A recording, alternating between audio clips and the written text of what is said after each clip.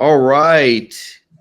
We are live here for the closing table Halloween edition. I don't think we have anything Halloween really planned, but technically it's the Halloween edition. Other than we were just talking about how we have a lot of cats, and cats go with Halloween. So we'll just go with that.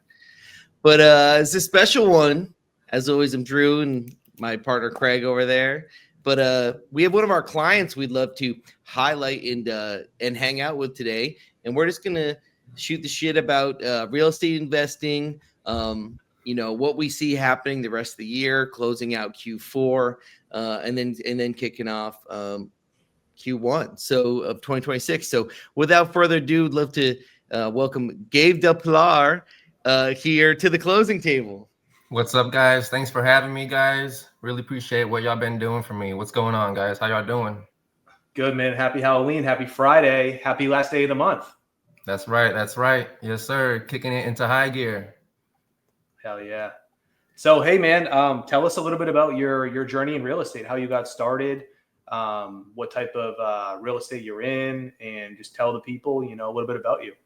Cool. Back in 2018, I was on my phone one day, still living with mom and pop. I was scrolling through YouTube and I ran into this guy, Ty Lopez, who he specializes in marketing, right? Different industries. One of the ads that I saw was regarding wholesaling, right? He wasn't labeling it as wholesaling. He was labeling it as a new real estate technique. And that, hooks people in and they want to know more. Let's flash forward from there. 2019, I ended up getting my license here in Texas. And I ended up joining one of the bigger dispo companies in town. I was with them for about a year, and that's pretty much how I got started. From there, we're starting to head into like the pandemic years, 2020. That's whenever I branched off and I decided to do my own thing in wholesaling, right? I specialize in wholesaling. That's how I got started. It's still my bread and butter. It's what I'm best at. So 2020 rolls around, and I have a few friends that they get laid off from work. They're in the oil and gas industry. They get laid off from work, and they see I'm making a few dollars here and there with this wholesaling thing. And, two and two come together, and we ended up doing some business together. And, that went well. That went very well. That's awesome, man. So how was COVID a shift in the real estate market? You mentioned some people got laid off from work. How did that benefit you guys, or what were the pros and cons? That's a really good question, Craig. Whenever 2020 rolled around, what happened, right? People were stuck at home. We couldn't even leave our homes for extended periods amount of time. And whenever we could leave, there are restrictions there too.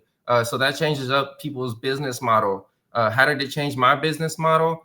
Well, instead of having to go and meet people in person, which is what I like to do, I'm a belly to belly kind of investor. It kind of threw a wrench at my business model for a second, but quick thinking, quick problem solving skills can fix that, right? And I feel like the smarter investors, they didn't let that stop them, right? They went the virtual mode. They went the virtual wholesaling method. And it's really stuck for us since. I still like going out on appointments, but I would say right now wholesaling, most wholesalers are doing it from their office. They're doing it from their home like I am right now. We don't have to go out and meet people in person as much as how we used to, mainly because it's been normalized due to the 2020 pandemic, right? Yep. Yeah, definitely. You brought up a big point there. And me and Andrew see this time and time again, that the people who see the most success with us when it comes to volume contracts are doing it virtually, either just doing it over the phone or doing it from one state and then marketing in a different state. So, you bring up a very good point there that not every transaction needs to be in person, right? Right. That's great, man. So when it comes to when you got started, tell us about the first deal you ever did. Oh man, the first deal was a cool one. It really was. And I wasn't really expecting it, right? At this point, I'm still in the hopeful stage. I didn't get that proof of concept yet. So whenever you get that first deal, it really changes the way you look at things and how you run things. The first deal I did was in the Houston market. And it came from a driving for dollars list that I had made. And I was just doing some cold calling, man. That's all I really knew how to do. I wasn't even that good back then, right? I was just taking action. And that's really what this whole game is about. It's just failing forward. Even if you mess up your words or you say something incorrectly, it's okay. It really is, right? We're all human at the end of the day. And as long as you're taking actionable steps, you'll be okay. And that's what I did. I gave this seller a call and I made an offer and it didn't stick. It didn't stick, right? So my morale went down. Why am I doing this driving for dollars crap? Why am I doing all this cold calls if I'm just going to get my offers turned down, right? Well, I kept at it, as many of us do. And about a month later, I get a call back saying, hey, we accept your offer.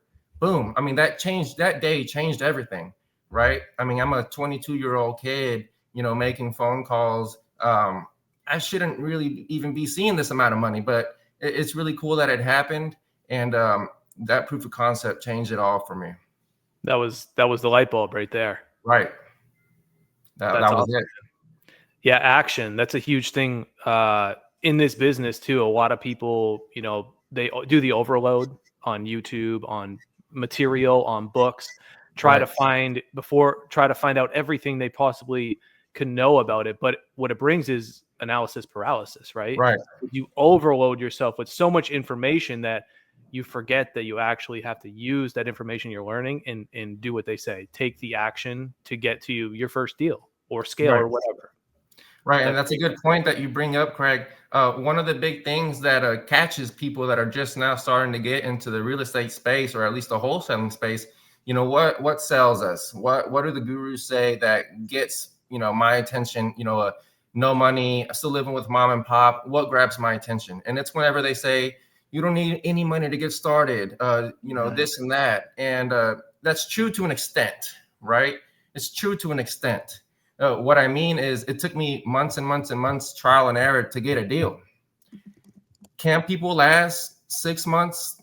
Not even 6 months. Can people last a month without doing all this work and having nothing to show for it? It's not an easy game, guys.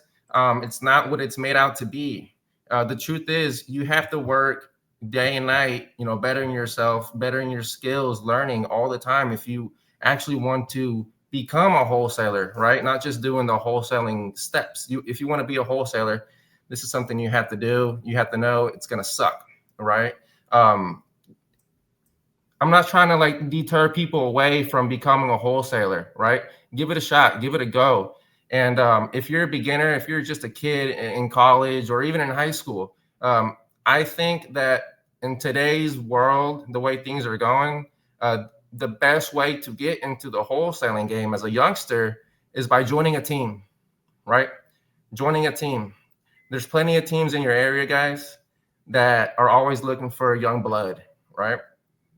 They're not going to turn you away, guys. One team may, but the other team probably not. These people are always looking for guys to come in there and do the legwork, do the dirty work, right? Once you have accumulated enough skills, enough knowledge from the people working around you and the situations that this company puts you in, you're going to feel comfortable enough to get up and go and do your own thing, kind of like how I did, right?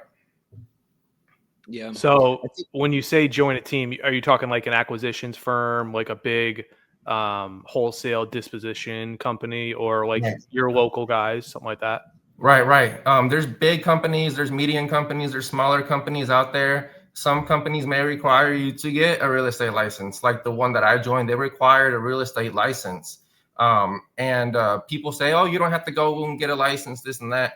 The truth is, guys, it's worth it, right? It's worth it to have your license at least stashed in your back pocket. Well, for many different reasons. For one, you can provide sellers not just a cash offer, you can provide them many other things, right? Like listing their properties. And then you have your local MLS tools.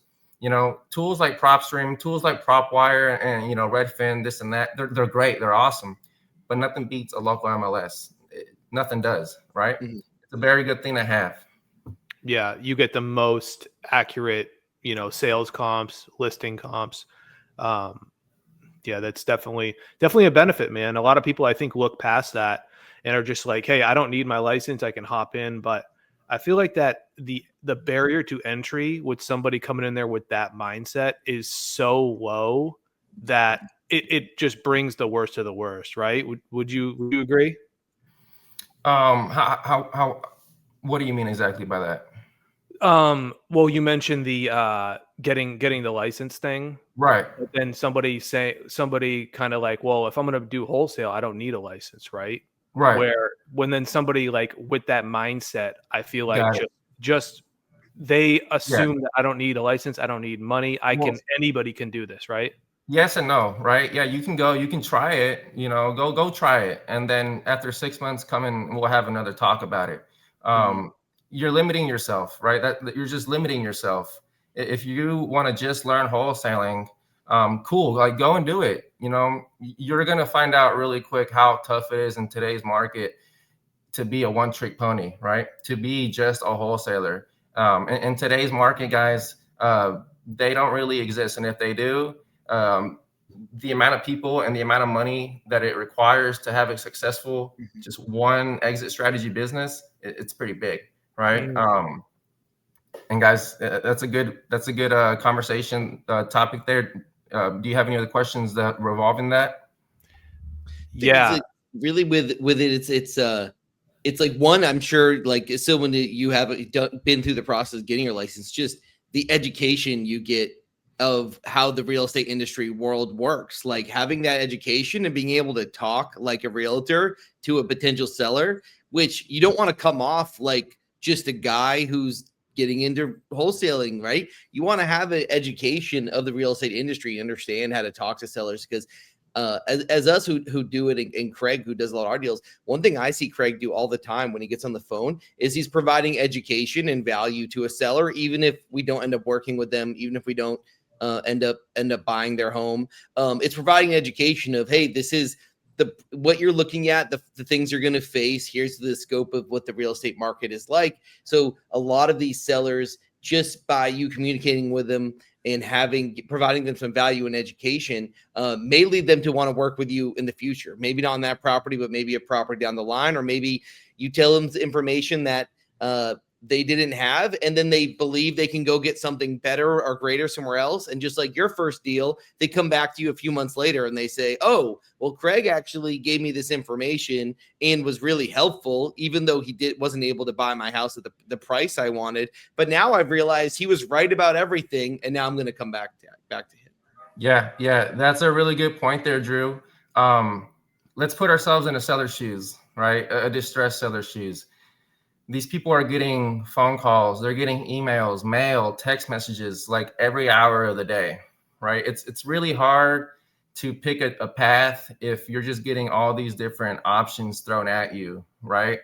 Once a seller gets on the phone with one of these people, the seller is so stressed out that they just want an offer, right? They don't want to go through the series of questions that they really have to go through to get to where they want, right? They just want an offer.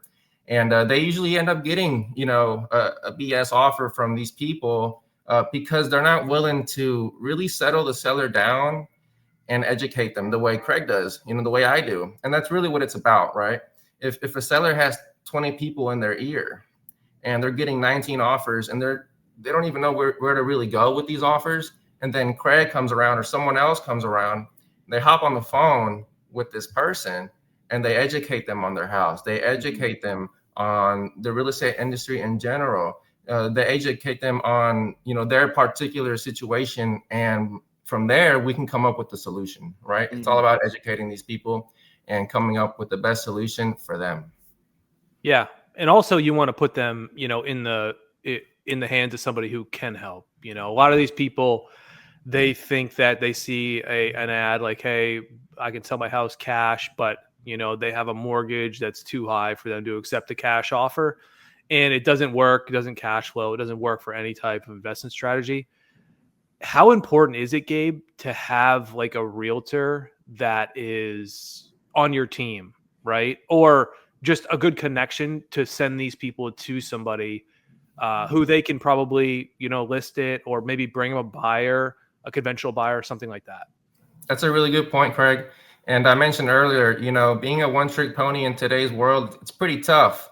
And that means one or two things for you as a wholesaler. You can either take the time to learn these different skills, or you can be resourceful and meet people who specialize in these skills, right? So we have realtors who have license, they specialize in listing homes. We have our creative guys who specialize in sub-twos, wraps, and things of that nature, right? So if you as a wholesaler maybe see all this as too overwhelming, and like, I don't really feel like learning all this, or I'm just not getting this, I'm just a good wholesaler, well then don't limit yourself. Don't quit there. Go out there and meet some people. If you can meet at least one good creative guy, a good realtor, with those two people alone, it'll change the outcome of your business. Mm-hmm.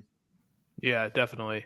Yeah, it seems like more and more JVs are more and more common. No one's just kind of just like handling everything themselves. I mean, Craig and I have people we work with to help out with Dispo all the time, right? Just because it's they have connections that we don't have and have ideas and strategies that we may not. So it's kind of really being aware of like, what are you good at? If you're really good on the acquisition side, then maybe you partner with someone who is a realtor, and then you have a Dispo person, because that way you can really just stay in your lane to focus. Because if you're spending too much bandwidth and time on things that you're not good at, that you don't have connections with, that you don't have skills at, then you're taking away from your own bottom line with what you can accomplish at the end of the day. We all have the same amount of hours in a given day, right? So how you spend that, if you can focus on what you're specifically good at and stay in your lane, I think that's how people are going to be maximizing their businesses going into 2026. Absolutely. That's a good point. Showing your strengths, not trying to pretend something that you're not, right? And it takes a strong personality to admit that, I feel like. And that's a good point that you actually brought up, Drew, because before y'all, I was trying to learn how to do all the online marketing stuff. And I was spending a lot of money doing it, from courses. I even went as far as like reaching out to someone to, teach me how to do it. And it just really wasn't what I was hoping for. And that's when I ran into you guys, right? These guys, they're specializing in what I'm looking for. Let me hop on a call with these guys, right? Mm-hmm. What I pretty much did, guys, is I outsourced my marketing, right? So before y'all, I was a marketer. I was an acquisitions guy. I was a dispo guy. I was this, and that. I can solely focus now on teaching my guys the skills they need to have in today's market and doing what I do best, which is acquiring deals, right? If I can just completely outsource marketing, I think that's great. I think that's a very good thing. And it's kind of really with us, like we focus really on digital marketing over here.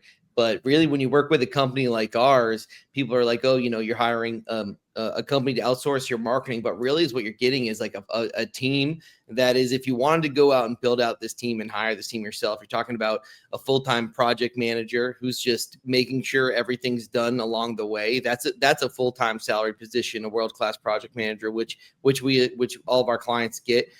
You get someone on the team who has experienced in every single type of deal, the real estate deal that you want. So someone on the team that's like can be an adversary, to be an advisor and an ear for what to do with the different types of leads and type of things you might reach.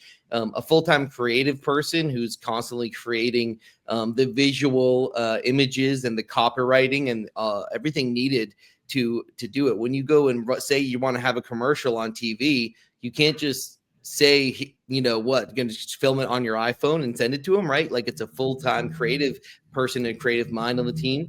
And then having a digital marketing strategist and a media buyer who understands the platforms and speaks the language of the platforms. I've seen people spend tens of thousands of dollars and gotten zero return just because they didn't know what they were doing and how to use the platform. It's not the most easy thing, and they don't make it easy for a reason, because it can be pretty advanced. So when you're dedicating that much time and resources outside of the ad spend of what you dedicate, you're paying for this advertising space. But if you don't have all those positions in line on your team, and if you wanted to go higher out, you're talking minimum of a few $1,000s a month for each one of those positions, versus coming to a company like us that already has it dialed in, and we can just kind of take over that, and you're just pretty much plugged into our ecosystem.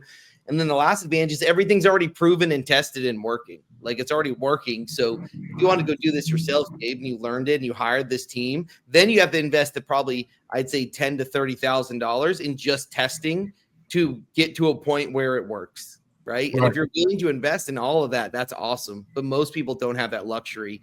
A lot of the guys we meet are kind of doing that, living deal to deal. Right. So how can you invest $30K into building, training a team, having that team ready, and then another $30K over the course of 90 days, just testing to see what works. And so we did this back in 2022, probably spent our $30K testing and building out the system that's now running. And now it's only improved since then.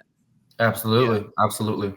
Yeah. I feel like too, like no matter what, any business owner or entrepreneur investor always would like to keep marketing in-house, right? Just for the control aspect, right? I can turn it on when I want, turn it off. They think they're saving money, but at the same time, they're wearing all hats, just like you were, Gabe. And they would rather try to do it that way, but then quickly realize that they don't have the capacity to scale that or even keep up with that. And then they realize after they spent thousands of dollars that, hey, maybe I should have just outsourced this to somebody who's already doing it. Right. So yeah, that's what we specialize in. They call us Lead House for a reason, so we're here to get you guys leads. You got that right. With what marketing have you done? It's obviously you work with us and we do handle the outbound for digital marketing, so social media advertising, digital marketing, Google, Facebook, all those things. But like, what else have you done? And what is your like power rankings of different lead sources that you've worked with? That's a really good question, Drew. I started off how most people do, and that's by cold calling, right? Driving for dollars and cold calling a list. It's one of the cheaper ways to get your foot in the door of real estate. And I did that for a while, and I still do it. It's one of my favorite ways to get leads. I would probably rank that. We'll do the ranking at the end. Once I, accumulated enough funds, and we're talking 2021-ish, I hopped into the SMS game like many other people did. And boy, I tell you, that was kicking ass. Like it really was. We were doing deals at the wazoo. And it was pretty expensive, I'm not going to lie, but we were doing deals. And that was our bread and butter for a couple years there. A couple years back from today, we got hit with those regulations, right? So the SMS of the past is no longer here. You can't send out thousands and thousands of texts a day. You just can't do that, right? It's pretty much against the law. So that threw a big wrench at my business. That was our bread and butter. So from there, we were still doing our cold calling. Me as the head of the business, I was trying to find a way to replace that SMS lead flow. And, I had some money stored and I went the direct mail route. Okay. I went the direct mail route. I paid, I think it was like $17,000 for like a 6-month long campaign or something like that. And it did pay itself over, but it took a while. Like it really did. Almost a year. How long do you think it took? Probably more than a year, to be honest. Yeah. Why? How come it took so long for you to get the return on it?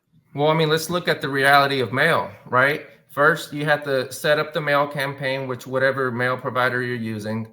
From there, you upload a list and then they confirm a list. That takes like a day or two. From there, they'll send you like a proof of like what the mail is going to look like. That's like another day, right? So we're talking like 3-4 days of just setup. Okay. From there, they'll give you like an email basically saying, okay, the mail's being sent out. Okay, great. How long does it take for the mail to get to the homeowner's house? 5, 6, maybe 7 days. So we're talking 7 to 10 days before this person sees who you are and what your message is, right?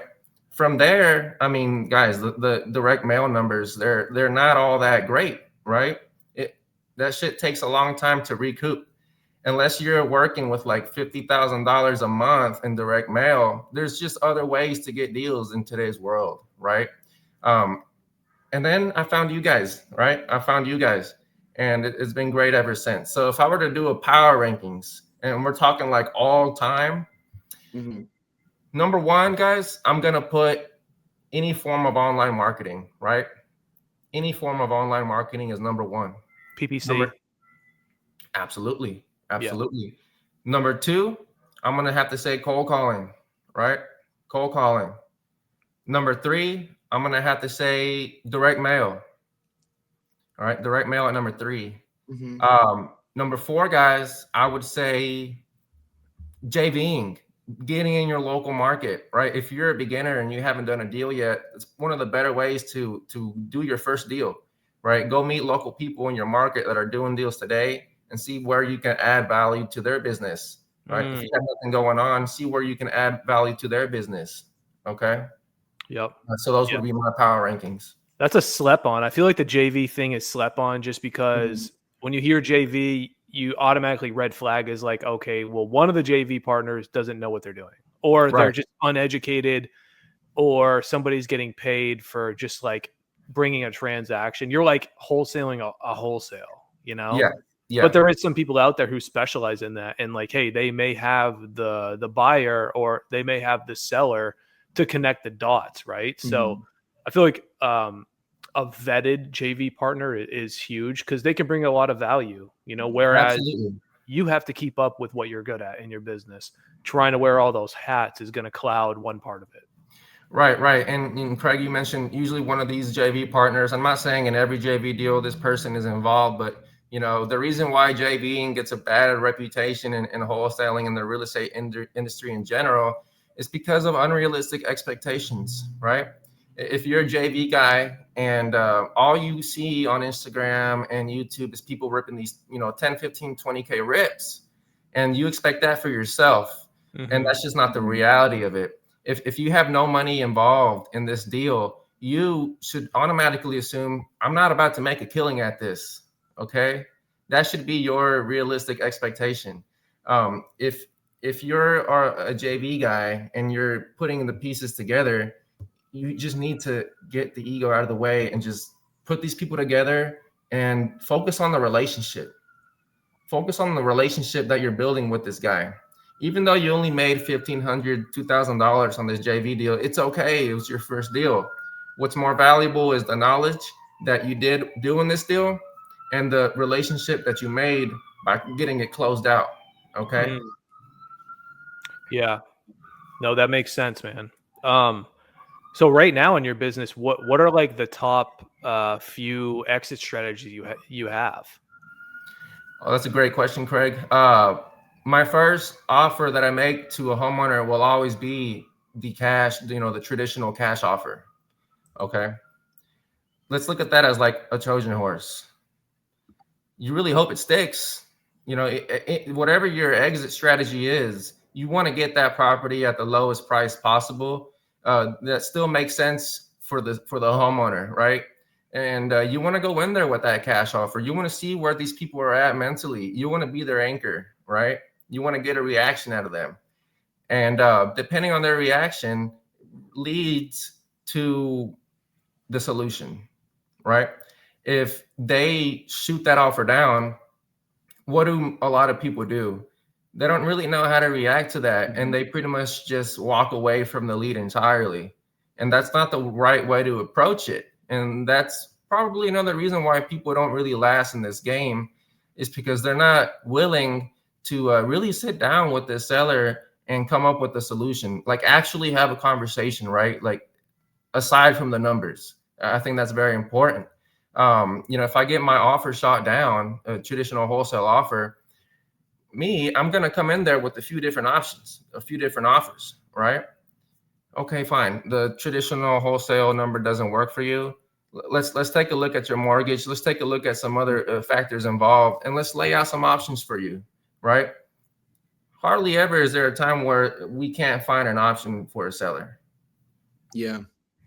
Yeah, I feel like the more tricks you have up your sleeve, the more likely you are to get the deal done. And I feel like it's just getting harder and harder for traditional cash offers to work. I think people like are just, I don't know if it's just the interest rates that have been given out over the last 5 years, 5 to 10 years, really. And then the fact that so many people were, you know, not paying off mortgages fast enough. And the fact I think people just have unrealistic expectations. We've been Right. sold this dream that this house is this like incredible asset, and the reality is that kind of what your mortgage rate is and what your mortgage is really the asset now, right? Like that's what investors are interested in a lot of time is what the mortgage was, because that determines how much is left for you to pay off, determining how much they can offer you. And then really, if they're doing some type of sub two or creative financing or something like that, then that's what's going to be the determining factor and what like lures them to want that property or that piece of paper. Absolutely. I mean, let's look at our competition, right? If you're going into a prospect a house and meet a seller, only knowing wholesaling, guys, you're gonna get your teeth kicked in, right? Because I'm gonna drive up to that house maybe an hour later after you, and I'm gonna lock them up. Let me use an analogy. If I'm gonna fight and I'm a mixed martial artist, I know a whole bunch of different disciplines, and I'm going up against a guy who only knows how to box, I'm gonna kick your ass. And that's just the reality of that. And that applies to real estate. Okay. If you're only a wholesaler and you only know how to approach this situation with your cash offer, you're going to lose it almost every time because of, Drew, you mentioned the interest rates and other different, economical factors that are affecting the decision making in these sellers' brains. Right.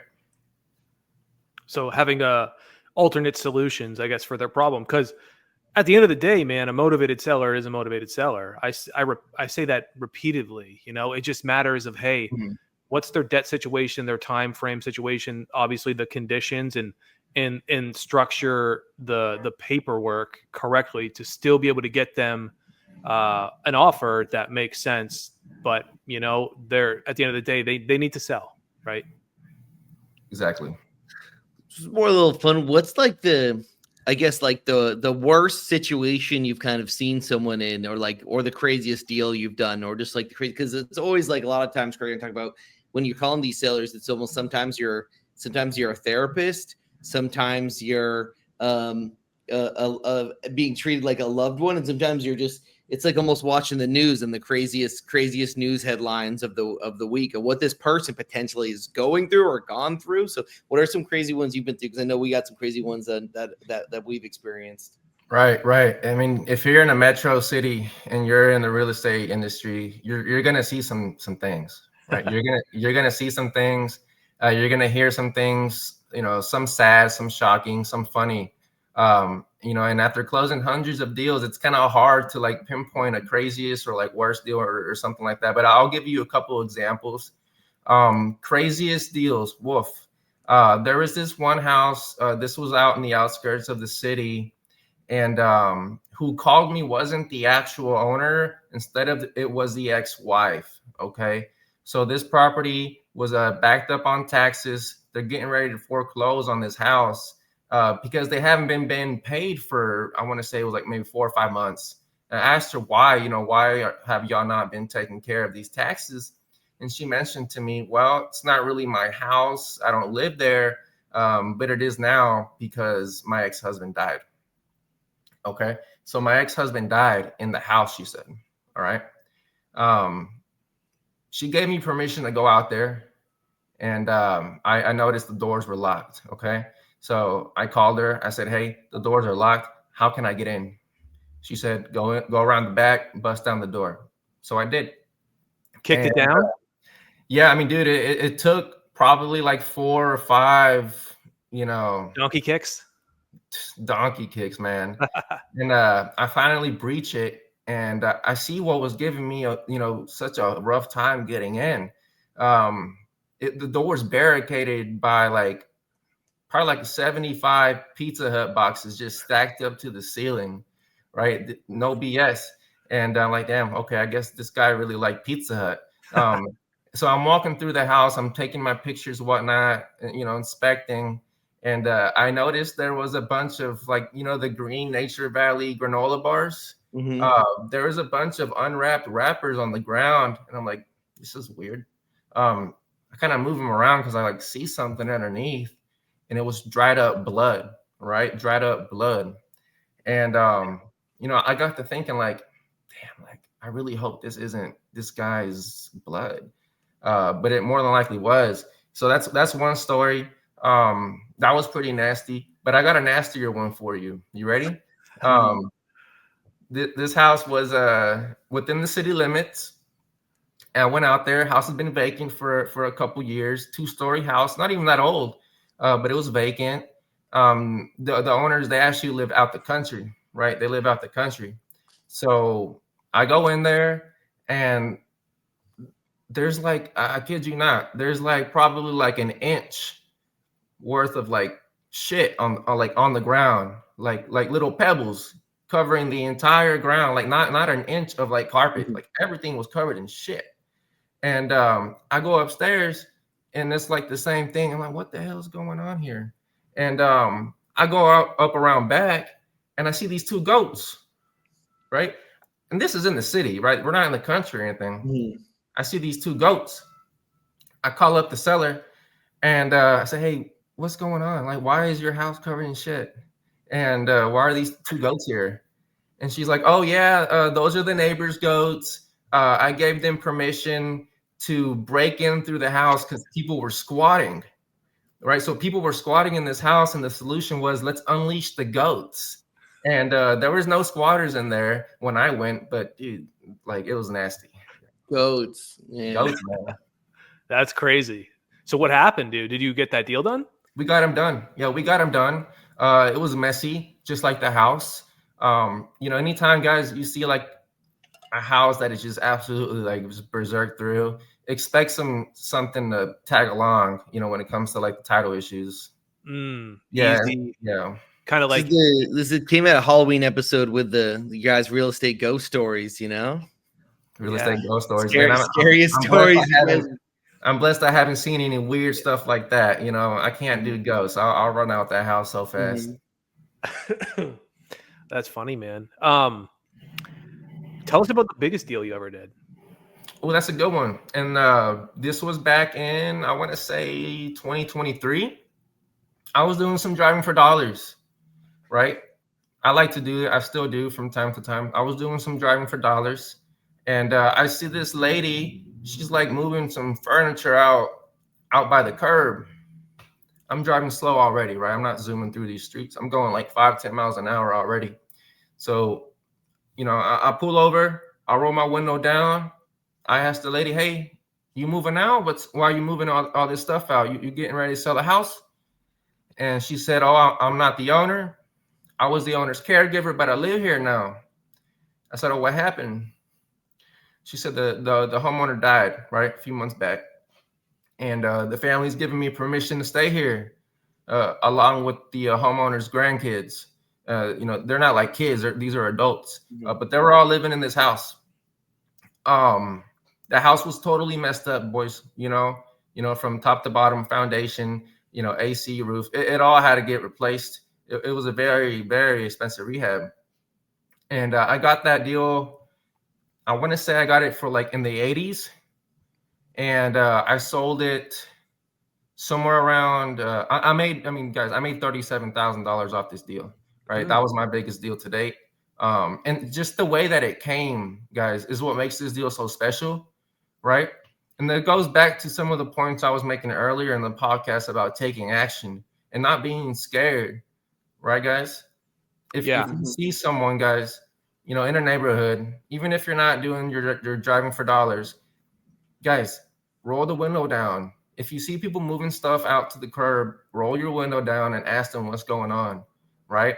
If I had just kept driving, listening to the podcast I was listening to, stuck in analysis paralysis, I never would have done that, and I never would have gotten the deal done, right? 100%. That's a good point. A lot of people probably would have chickened up right there and just said, oh, wow, what's going on here? But just kept going, maybe jotted down the address and skip traced them or whatever. But come to find out, would they have ever spoken to the actual owner because she's passed away? Would the skip trace come back with a correct phone number to the contact, to the executor or something, right? You did it. You took action. You said, something's going on here. I'm going to say hi and I'm going to check in, and then ended up being your biggest deal. That's right. Awesome. Right. Yeah, I was at the right place at the right time, but none of that matters if you're scared, right? None of that matters if you're scared. What's your current like process when you do follow up for leads? Like, let's say a new lead comes in and you're not able to get in touch with them. What's your follow up process like these days? I put them through what I call, and Eric Klein also calls it, the 10 days of hell. Ever since I heard him say that, I implemented it into my business, and I really like the way it's going. So essentially what the 10 days of hell is, let's say a lead comes in, you call them, they don't answer. Okay, well, guys, we're going to essentially like go at them hard for 10 days. Okay, we're coming at them phone calls in the AM and the PM during lunch. We're sending them a couple text messages a day, maybe an email, maybe a voicemail. Guys, if you're doing all that and you haven't gotten a yes, no, or a maybe, then I don't know what you're doing, right? Go through those 10 days. And if they still haven't responded to you, you can't just forget about them. At the end of the day, you paid for the lead. Craig and Andrew did the work to give you the lead, right? You can't forget about them. You have to have a system in place for those people too. After those 10 days, you want to put them on a longer follow-up, right? So I have a follow-up manager on my team, and that's their job, right? So after those 10 days, my follow-up manager is doing all the follow-up. So they'll call them probably like 2 or 3 times a week, a few text messages a week too.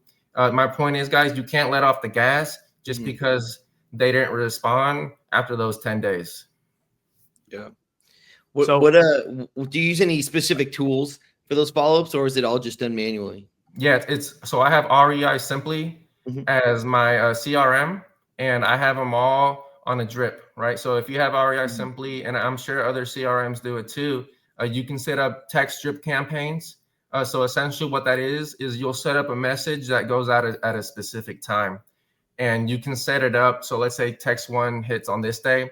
You can set it up to where a text goes out 5 days after that, right?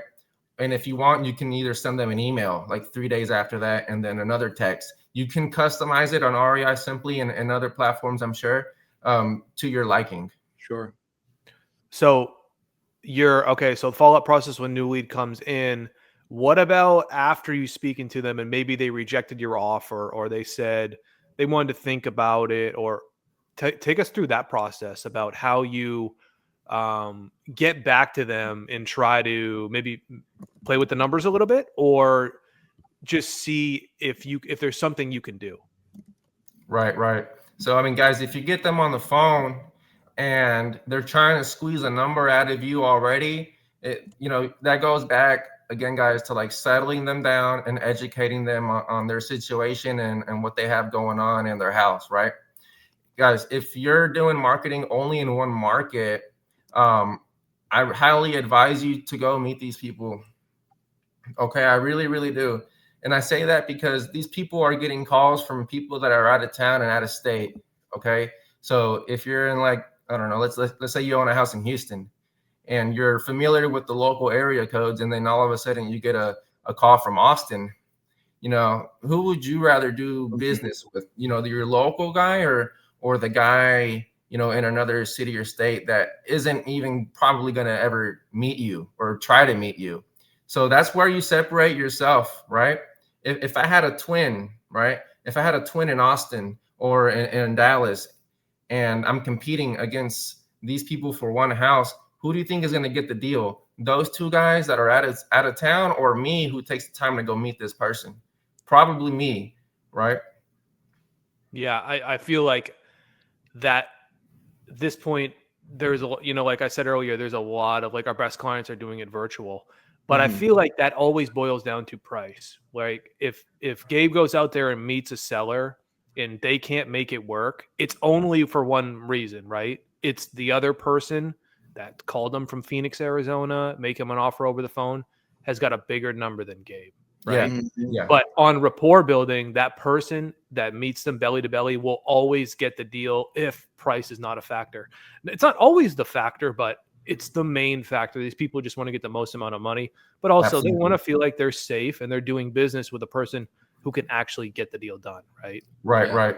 And that's one of the risks that comes with virtual wholesaling nowadays, guys, especially like out of state virtual wholesaling, is people locking up deals for prices that just don't make sense. Mm. Right? It makes sense on paper. It makes sense whenever you're asking the sellers all the questions about the house. They may even send you pictures, and it still makes sense. But guys, if a person has a house that is in disarray, there's always something they're leaving out. Always something they're leaving out. So your price more than likely is too high than what you should be getting it at. If you're a local guy, take the time to go look at these houses, guys. Okay, because if just because it makes sense on paper doesn't make sense, or I'm sorry, doesn't mean it's going to work out in real life, right? Because there's always something at these properties, man, that are unaccounted for, or the seller just doesn't have the knowledge about, right? True. Yeah. And that local guy is going to know the market better than anyone doing it virtually, no matter what tools they have, just because he's there. He knows what's going on. He can see the neighborhood. He knows the school districts. He knows, just the local knowledge. That's great, man. That's great, man. What are your thoughts about just the industry overall as we head into 2026, and what do you think it's going to be like, the outlook for next year? That's a good question, man. Let's look at the economy, right? And let's look at the prices of labor. Let's look at the prices in construction material. All that has gone up, and it's going to continue to go up. So what does that mean for our flippers? It means they're not going to really be making as much money as they were in 2023 if they're still running their numbers as if it was 2023, right? So people need to adjust their numbers into today's market and in the future. What else do I see? Rising interest rates, right? It's tougher for people to buy a house. It's tougher for people to move. And let me make a point real quick. Traditional wholesaling in the early 2020s was a little bit easier. And one of the main reasons why, guys, is because sellers had more options, right? Sellers had more options on where to go, where to move to. They could actually afford a house in that market compared to today's market.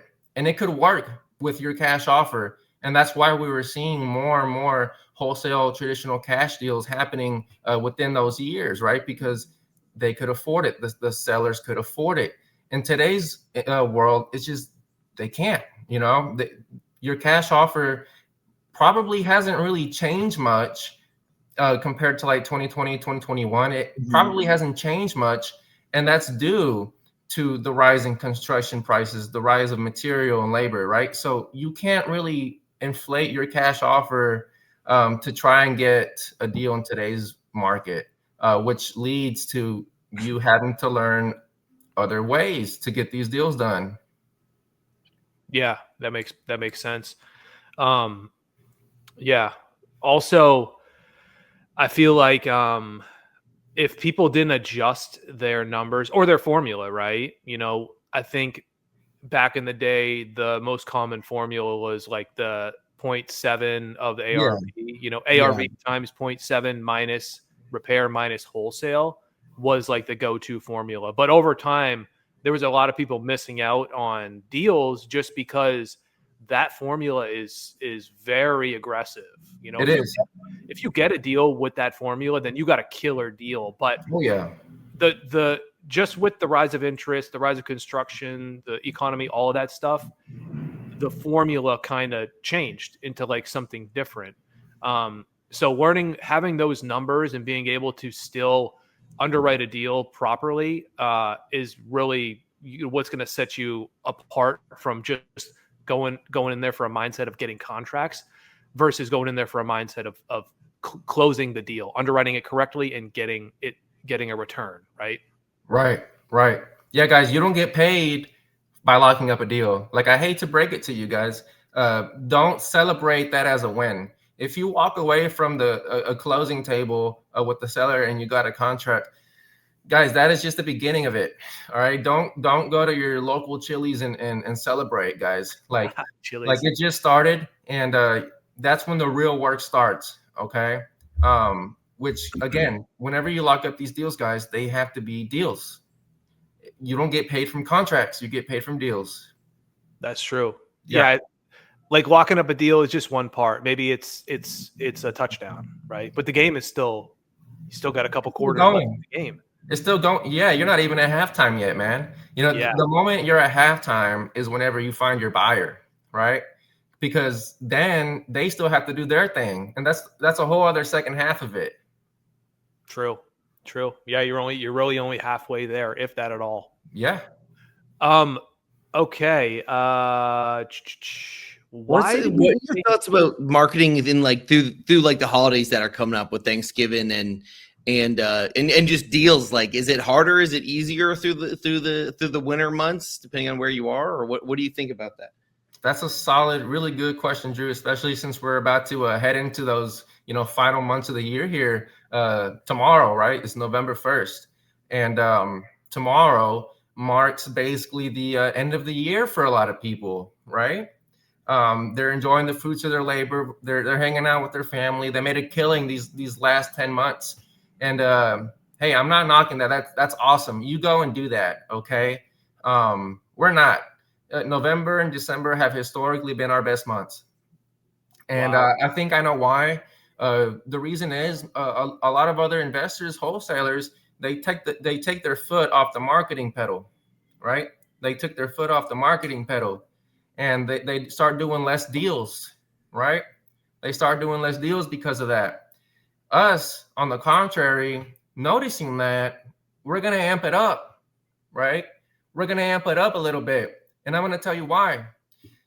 Just because we have some real estate agents and investors and wholesalers taking these next 2 months lightly, that doesn't mean the sellers' problems go away. Yeah. Right? If anything, it's quite the opposite, guys. November and December, what are they? The season of giving, the holiday season. Happy, happy, happy. That's just not the reality for a lot of people, guys. Okay? A lot of people, it's the most dreaded time of the year because they're seeing their coworkers, their neighbors enjoy a nice turkey dinner. Meanwhile, they're eating some leftover shit, right? And they're really going through it. Guys, just because there's less agents and investors during those 2 months does not mean that there's going to be less people in distress. It's quite the opposite. That distress that they had during those 10 months has now amplified during the holiday season, right?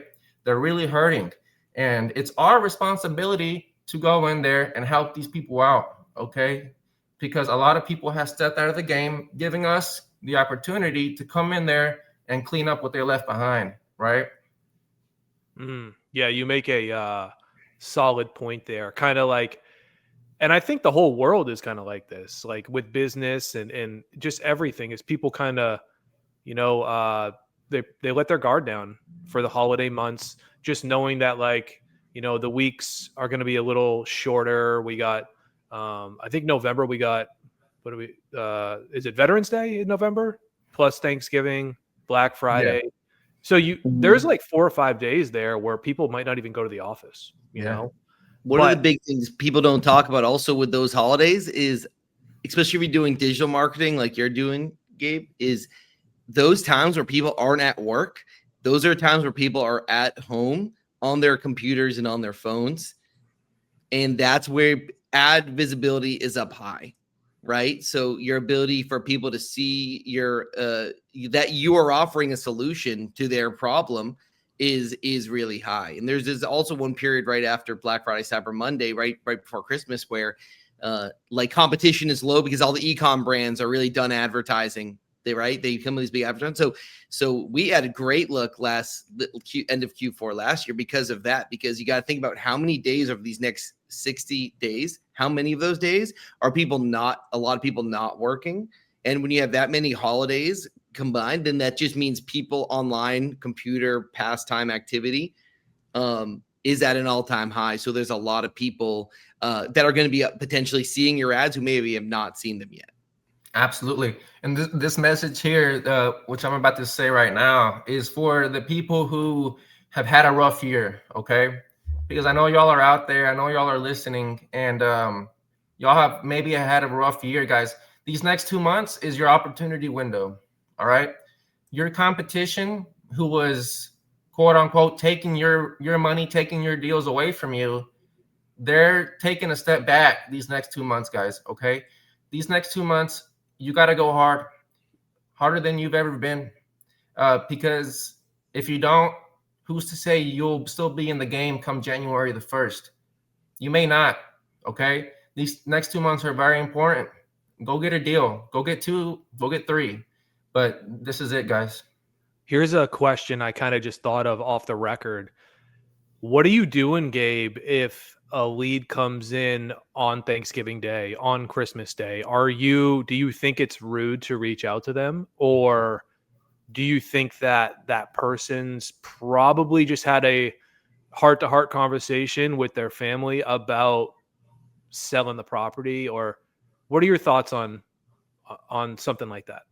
Let's assume this person is having a Thanksgiving dinner with their family. Okay, they go through their phone, they submit the form, and you'll get it right on Thanksgiving.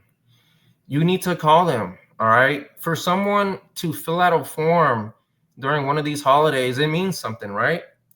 It basically means that Thanksgiving or Christmas is really not all that important to them, or at least it's not more important to the situation they have going on, right?